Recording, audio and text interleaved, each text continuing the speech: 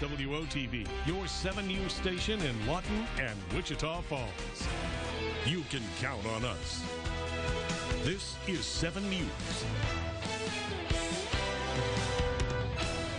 Tonight in Lawton, opponents of the highly debated state question 777 held a meeting to tell voters if the proposition passes, it would make it difficult for the state government to pass regulations that would keep water sources safe and large farming corporations out of the state. Former Oklahoma Attorney General Drew Edmondson was the main speaker at tonight's gathering, attended by opponents, advocates, and undecided voters. This proposition would add a new section to the state's constitution, saying it prohibits the legislature from passing laws that would take away that, quote, right to farm. But opponents are calling it the right to harm. 7 News Nightside reporter Allie Haddigan sat in on tonight's meeting. So, Allie, what was the atmosphere like? The discussion did get heated with people on either side of the issue weighing in. Edmondson talked about one phrase that was in the proposition. It's compelling state interest. He says that is what it would make it difficult for the state legislator to approve the interest, even if it was harmful to the environment. My primary concern, after 16 years in the AG's office, is over protection of the water in Oklahoma. We fought to protect it from major hog farms up in northwestern Oklahoma and the huge poultry operations in eastern Oklahoma.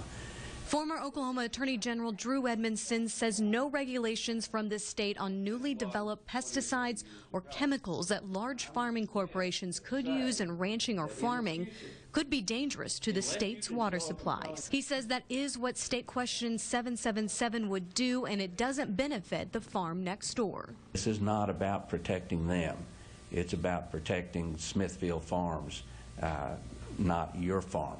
Comanche County Farm Bureau Chairman Kerry Givens has been farming in Oklahoma since he was 17 years old. So I have a passion for agriculture. And he is part of the Oklahoma Farm Bureau, an organization for State Question 777. I hope by the passage of this 777 question, it will enable me to pass on those same opportunities that I had in agriculture to my grandchildren.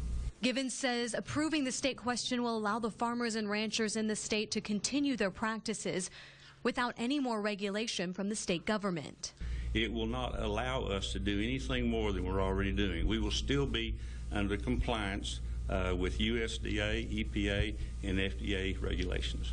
Edmondson says those regulations only go so far, and when it comes to protecting the state, it's Oklahomans that know how to do it best.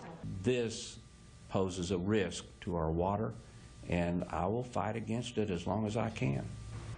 Also at the meeting, if they were against the state question, they filled out a piece of paper to get more information on how to campaign against it in southwest Oklahoma, whether it was door-to-door or calling up voters on the phone ahead of the election.